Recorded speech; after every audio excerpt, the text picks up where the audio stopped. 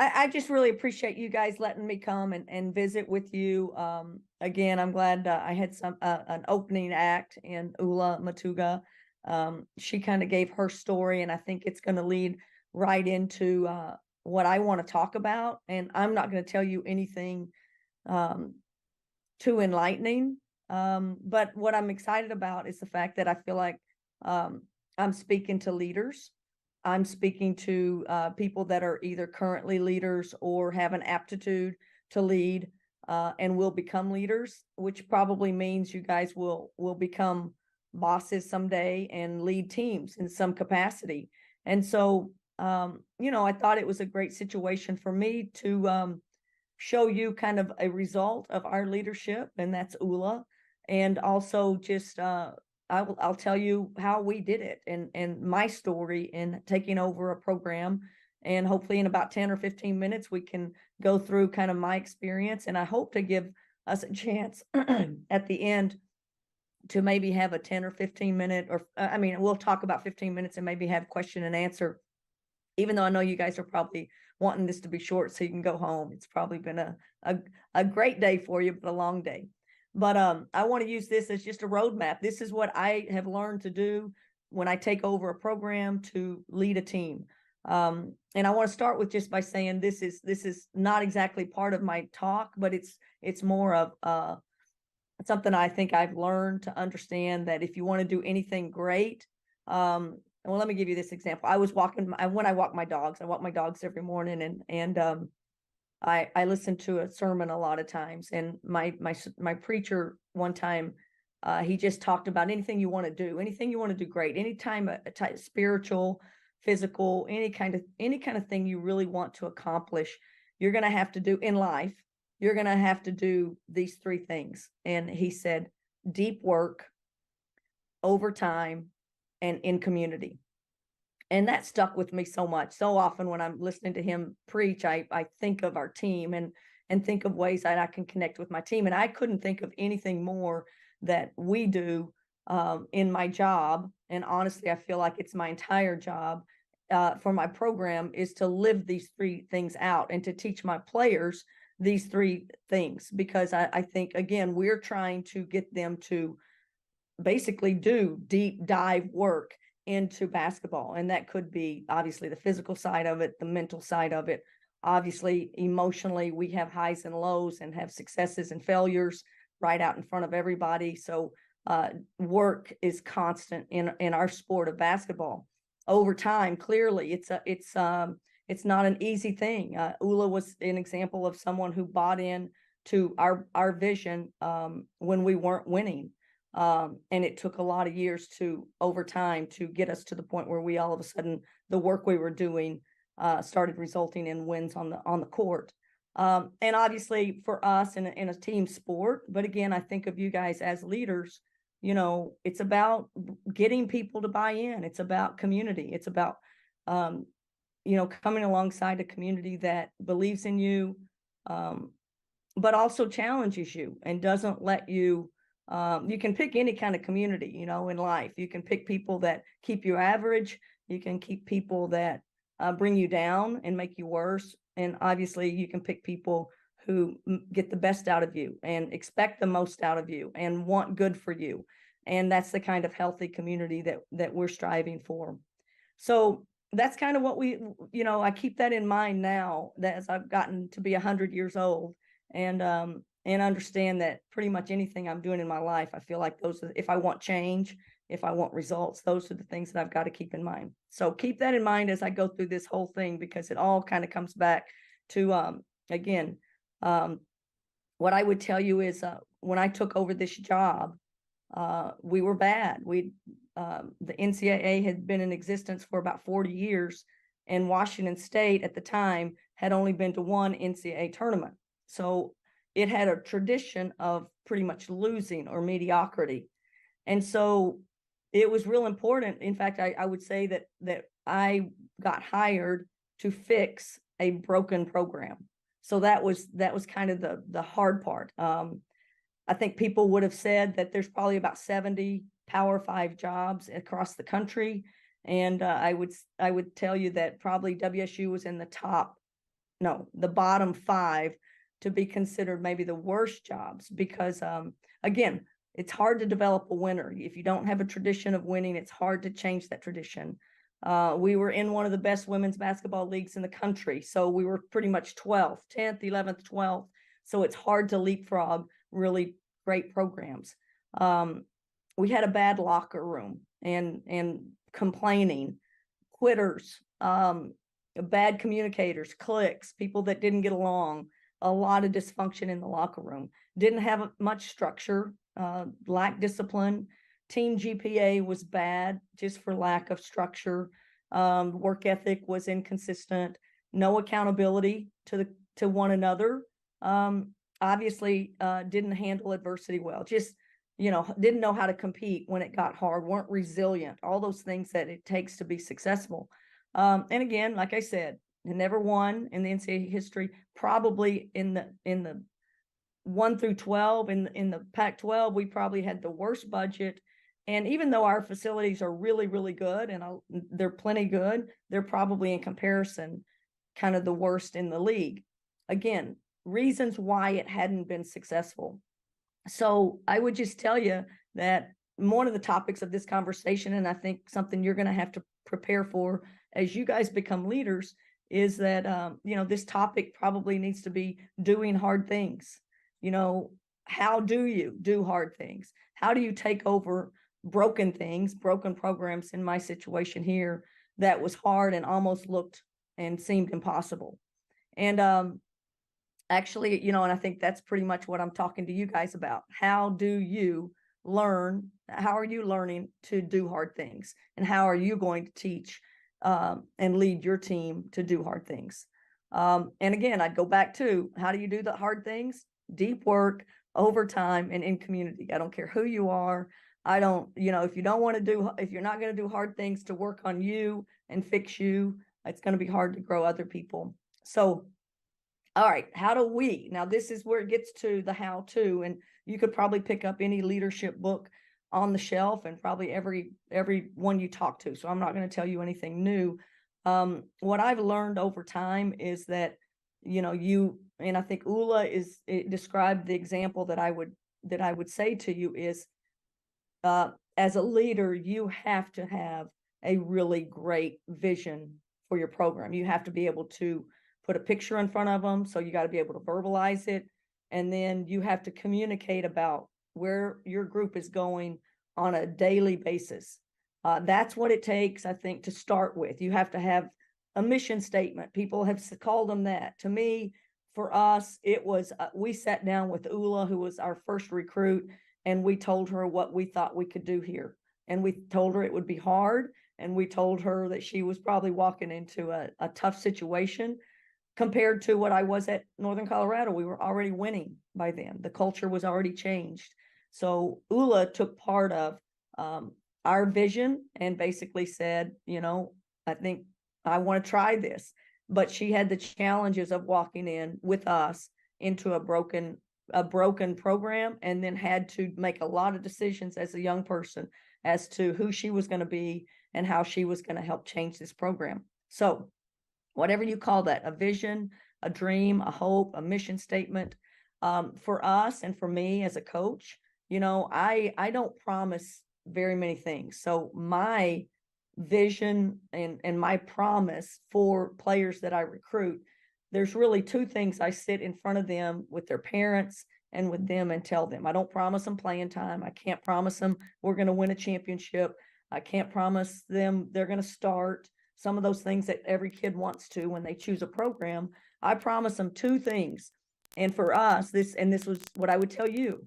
What's your promise going to be? What's your mission statement going to be? What's your vision for the program going to be? And what can you promise your team when you work with them? And for me, that was, I believe that our program will make them into the very best basketball player they can become. And 2, we can make you into the very best teammate that you can become. And if I do those 2 things, I think I'm basically giving them everything they want. They're choosing us because they want to be great basketball players. They're choosing us because they believe that we can get them there. I can't promise playing time. I can't do that. But if they do their part, we'll work and improve their game to that level. And you know, if you get through my program, just based on how we do our culture, I believe you become just a great human being and a great teammate. And for me, as the coach, that makes me know that I'm going to send every one of my players out into the world, no matter what profession they choose to go into, and they will be a great employee. They will be a great leader into whatever job they go into, because they know all about being a teammate, and they know what it looks like and what it sounds like and what it is on a day-to-day basis.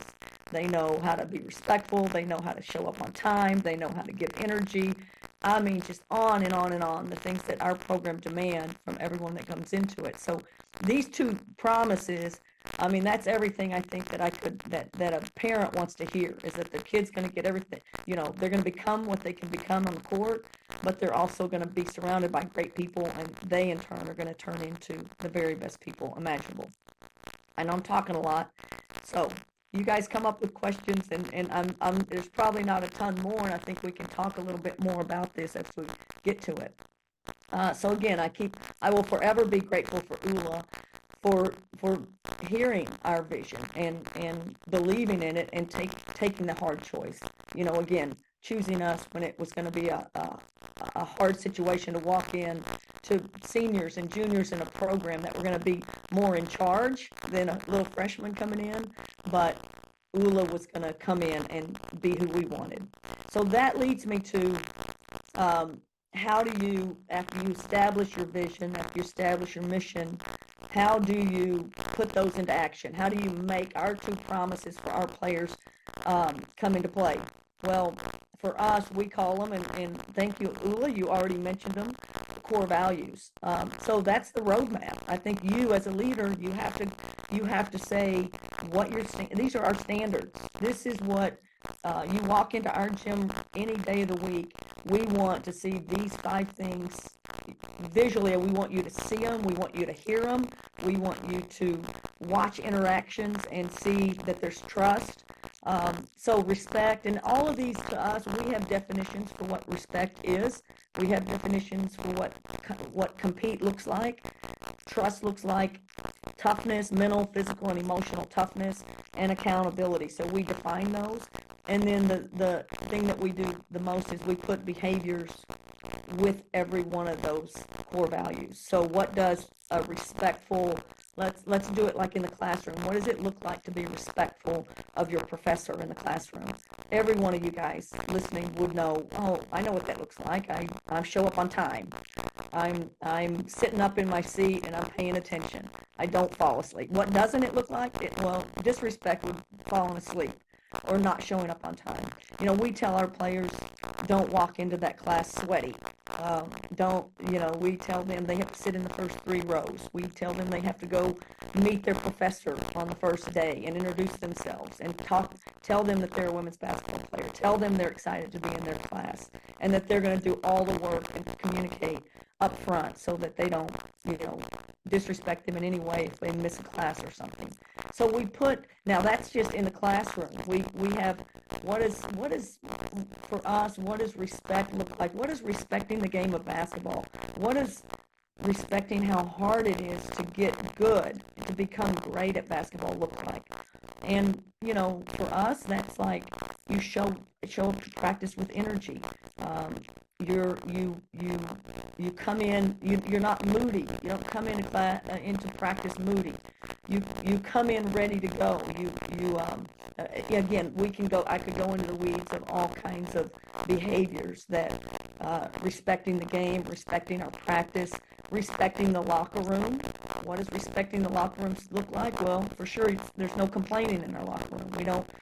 There's nothing good that comes from talking bad about a coach or talking bad about another teammate. All of those kinds of behaviors, we give them behaviors, and we also basically can say if a kid isn't doing something. I could have a kid, those first couple of years, I had a kid that just would roll her eyes at me if I'd say something, and just would shrug her shoulders and be like, whatever, and so we would butt heads, and it would be like, that's not what it looks like to be respectful. Again, we can, very disrespect looks like. So we do both sides of it. We show you behaviors that are respectful and that are disrespectful. We do the same with what does it look like to compete? And then certainly what does it look like to basically quit? And we basically, our standard is don't you ever quit on a play. Don't you ever stop playing before the whistle. Don't you ever give up, and so we put behaviors on that. Trust is a big one. I mean, we're in a relational world. I have to earn my players' trust. I have to be trustworthy. They need to be trustworthy. I want them to believe that everything I'm doing is for their benefit, even if that means coaching them hard, that we have built in trust that they understand. They may not understand it at the time, but they know everything I'm doing is to try to get the best out of them. I want the trust from them. If they tell me they're going to class, I want to be able to trust them. So the integrity part of keeping your word, is a big thing. Now, trust isn't something that can be forced on it. It's got to be built over time. And we want to prove our trust over time. So that's something that we got to work at. In fact, all of these are things you got to work out every single day. And I want to get to my last point on this here in a second, but you can understand it. Toughness. We added toughness in maybe our third year, just because we felt like a lot of times we lost games because we had emotional, inconsistencies and didn't have that mental toughness to overcome. And this is another word for resiliency. So we added toughness in this area. Again, define it, try to achieve it, try to become it. And then the last one, I don't think any of us love being held accountable, but it goes back to if a player walks into our program and says they want to be great, then then that's the music to my ears, because at that point I can go, okay, I want to help you be great. And let's hold each other accountable to make sure that you become as good as you possibly can in this thing. So again, those are big things for me. I believe every leader, every one of you in your role as a leader, you've got to come up with these things that are going to be you and what this is basically our standard of behavior, of what we expect every single day when we walk into the gym. Now, lastly, in those things, you can tell these are character traits. These aren't, clearly we have to recruit talent. We can't bring a player in that has zero talent, but assuming that we bring in good basketball players, every one of these things, if you're the best player in the gym, this doesn't mean you're great at these 5 things. You have to work on these things as much as someone that's not as good. So I love that. It's an equalizer. Like some of the people that bought into our program, Ula's teammates, Mick Jones and Sheer Levy, they came in and they literally came in, bought in, were all of these things. And like all of these things, they were so good and so solid in these areas. And all of a sudden, freshmen started playing ahead of them. And they didn't, they played their first couple of years more than they played their junior and senior year. And again, that had to be emotionally so hard for those players because they were so rooted in our core values and so much believed in our program and wanted us to win. But it is also why we were able to succeed, because they understood the nature of competition and they were so, their core values were our core values. We were on the same page. We believed in the same thing and we were about the same thing. So anyway, my big 2 things, you got to have kind of that mission statement. You got to have that vision for your program. You got to come up with your standards, your core values, your non-negotiables, whatever you want to call them.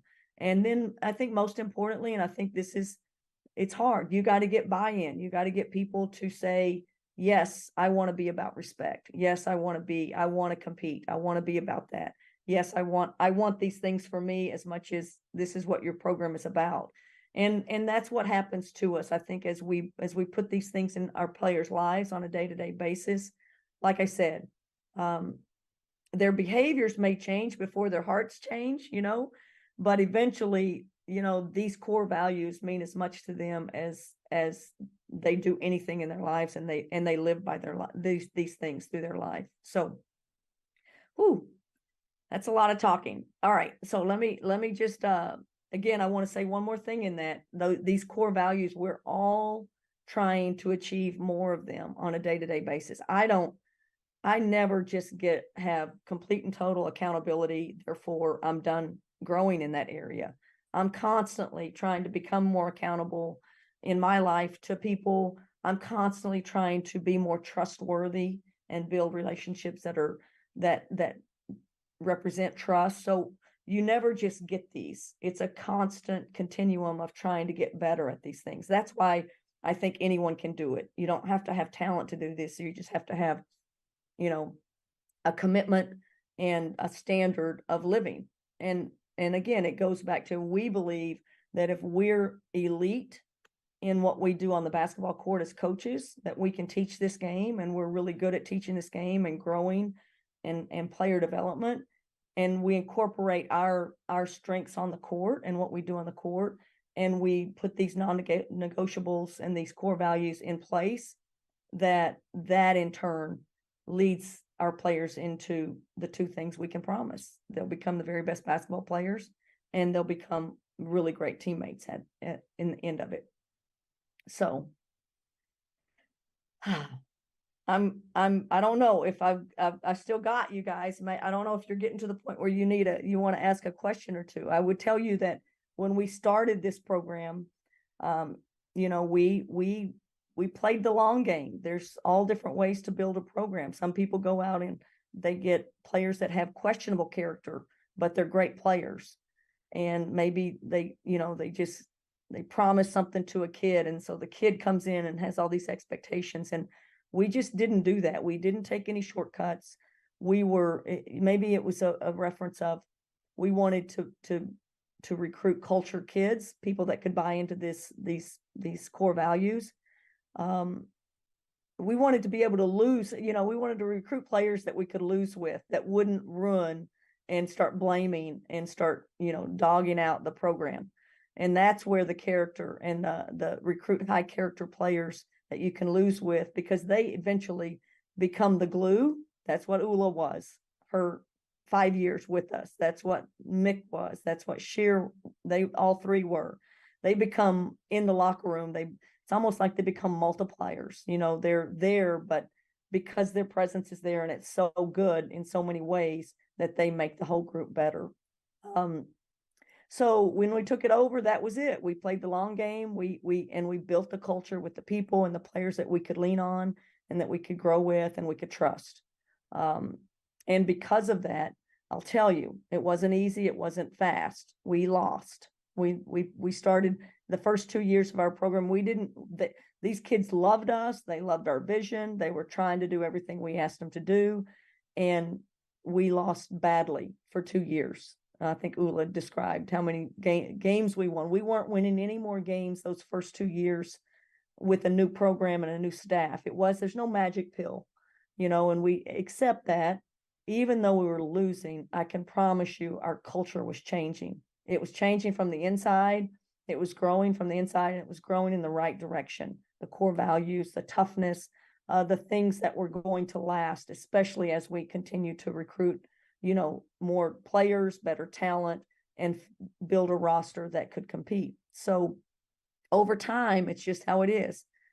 Your culture needs to be behaviors that are changing, work ethic that's getting bigger, relationships that are growing and becoming more trustworthy, consistencies.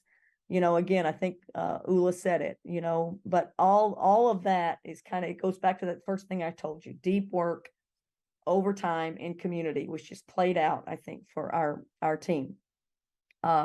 We made a lot of mistakes. I think over the years, I've been coaching a lot of years. I haven't always been as good at doing these core values and getting them in front of our players. I have an associate head coach who's been my right hand for a lot of years and is my right hand. And we're basketball junkies, and we could spend all our time on the court, and we coach hard, and we're, come on, grind, coach. And we literally, I'll tell you honestly, COVID probably made us stop doing that, because we couldn't get together. And all of a sudden we had to change what we were doing. And to reach our kids, we did Zooms, and we had to build out these programs and these lessons and these thoughts. And we did them every week. And we set up an hour to do these with all the kids that were back home during COVID.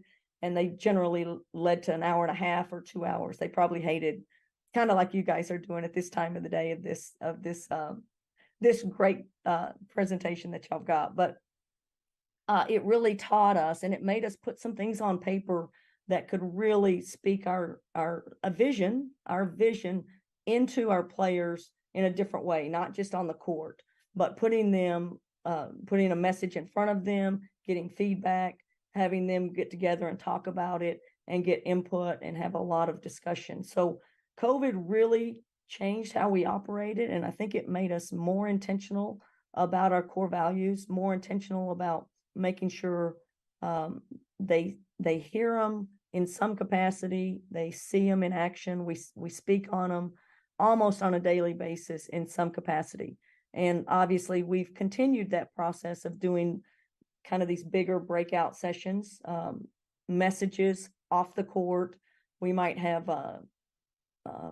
team dinners at the house where we do some sort of presentation. We might do classes, bring the seniors and have them do something with us, and then do the juniors. And so we get smaller groups and different kinds of dynamics in those smaller groups.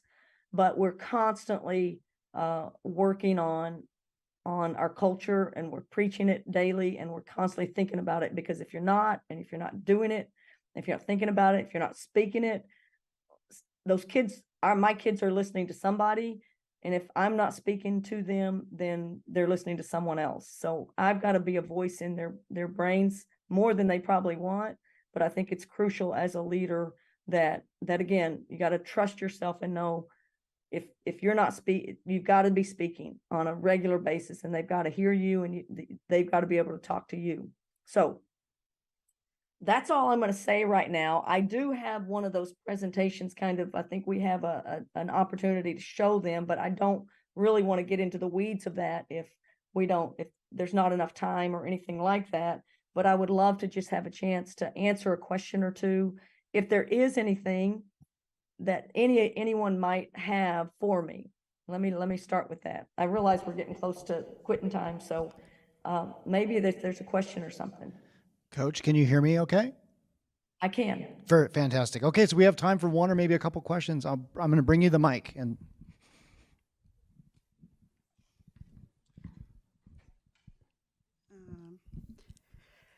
as a leader teaching individuals coming from different backgrounds and cultures who may need a different type of leadership and coaching style, do you think it's more so important as a leader and a coach to give your teammates or anybody in like a work environment the skills to adapt and learn from your leadership and coaching style? Or do you think it's better to try and adjust yourself to meet their needs and what the type of communication style they need?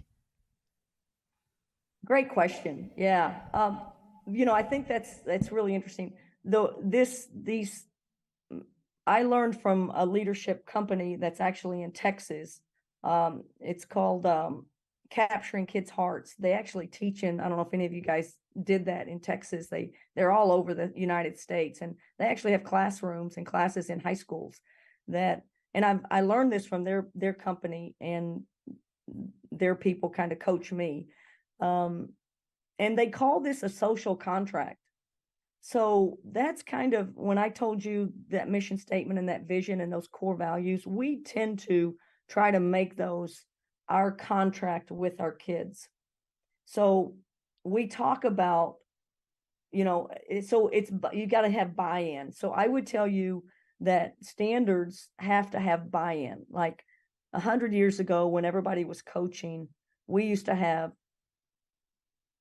30 team rules.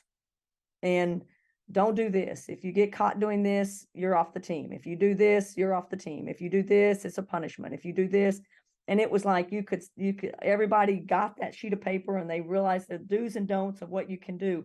And I don't think that's the way to go anymore. And I don't care if you're in a classroom, I don't care where you are. And that's what our core values are, more like a social contract we make with one another. I'm working on myself in those core values as much as the players are working on in themselves. And honestly, those core values are our team rules. So I don't want to change as a coach. Like if someone comes in now, I will tell you this. I've had players who have come into my program that have never I mean, most kids do not like to get yelled at. It hurts their heart. You know, and I know as a coach, I can really hurt somebody by being too hard on them or saying something, you know, too hard. And I do have to tone that down. But the only way that I can do that and communicate is I gotta, as much as I coach hard or raise my voice, I got to get them in a room and I got to talk to them and I got to tell them, you're awesome. You're doing great. You're doing everything I want you to do. Don't worry. It's, you know, my tone sometimes is about urgency and not, you know, I'm yelling at you. I'm actually telling the whole team, listen, this could be you next. So this message is for everybody in the gym. So I do think you have to kind of adjust your coaching or your teaching or your leadership skills, but I'm not good at wildly adjusting them.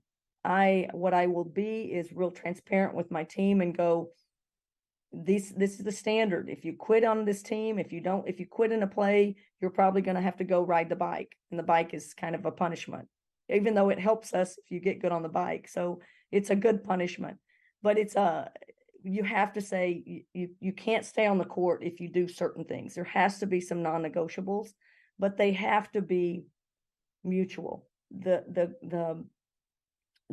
buy-in has to be mutual so that it's not just my rules and that's why you're doing something. So that's where that social contract of our standards are actually something that the team agrees with. So, you know, it's not shocking when I say something to a team member if someone's been disrespectful to our program, if they skipped class. Believe me, that's something I can say to the group, and the group will be mad at anyone that skips class because that's a mutual thing that we've agreed to, that we don't skip class.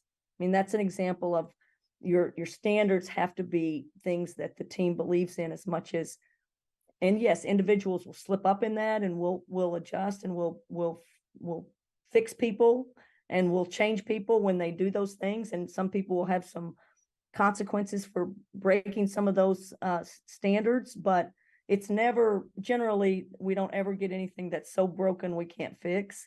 But it's if you get the buy-in, then I think you can coach people kind of the same way with some little nuances. But for me, I'm pretty much who I am, and I'm not good at changing too much. But I also have really good relationships with my kids so that I can communicate everything that I'm thinking so they know where I'm coming from at all times. Trust, that's that trust piece. If they trust you, then you can, I think, be pretty honest with them. And that's what they want. My players, they appreciate, if anything, they appreciate my transparency and that I'm pretty honest, and they know what I'm not playing any mind games. I am who I am, and I'm speaking it to them, and they don't have to guess.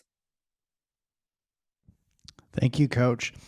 I know there's more questions, and I know that it's also been a very full day. So I'll do one more question. Are you still good for your? Okay. Then I have a third person. So one last question. Thank you, Coach. Here you go. Hi, Coach. Your speech was very inspirational, and throughout kind of what you were saying, it seemed like there was not that much of a huge growth when you first started. But my question is, how did you keep the morale up in the team so that you were able to reach that big goal from like not being able to observe a really fast high growth? How are you able to maintain the group morale? Yeah. Yes. Especially, I mean, I think that's the point. Like our core values they're not completely attainable. So you're not like getting to the end and holding up a trophy because you've got trust now. But we did depend on those things. I mean, we had to celebrate. We celebrate every win. Winning is hard in sports, college sports. So we celebrate every win. Now we kind of expect to win, but we still try to really celebrate wins, and sometimes they're grimy wins, but it doesn't matter because you're devastated when you do lose as well now. We were devastated when we lost back then, but we had to celebrate changing in the program, and we had to celebrate people. Just any little thing, you have to find ways to celebrate, and part of that is just growing those culture pieces, doing things in practice. A lot of times, competition is one of our core values, but it's not always about the score on the scoreboard. Sometimes it's just we had better numbers in a drill than we've ever had in our life, so we keep count of every drill and our end number. So we're trying to achieve on a day-to-day basis a better number than we did yesterday. Competition isn't me beating someone, it's me being better than I was yesterday. So we put standards in place that maybe the world didn't see our wins, but our day-to-day in the gym and in building the program, we saw a lot of wins because players were getting better. Our team was getting better in certain ways, and we were getting closer to winning. I mean, we had a lot of games in those early couple of years that it was like we had every chance to win, but we didn't, which was was a reason. There's a reason why we weren't winning. We weren't quite built right yet. So sometimes you just have to, it's not what the world sees as wins.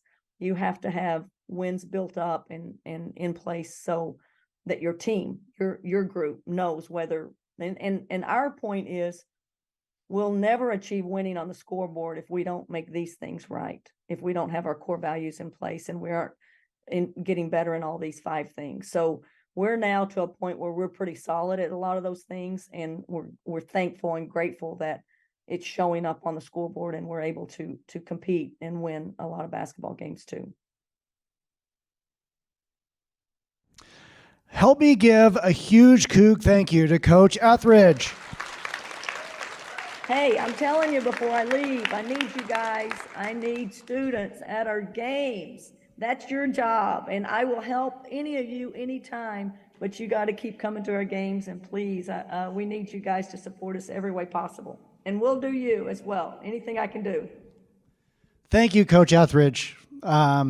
If you haven't been to one of our women's games, you truly have to go now. You've now got some of the fabric and the behind the scenes, all the foundation of what's gone into what is truly a remarkable program by a remarkable coach. We're so lucky to have Coach Ethridge leading our women on the court. So thank you, Coach. Thanks. Go Cougs, guys. Thank you.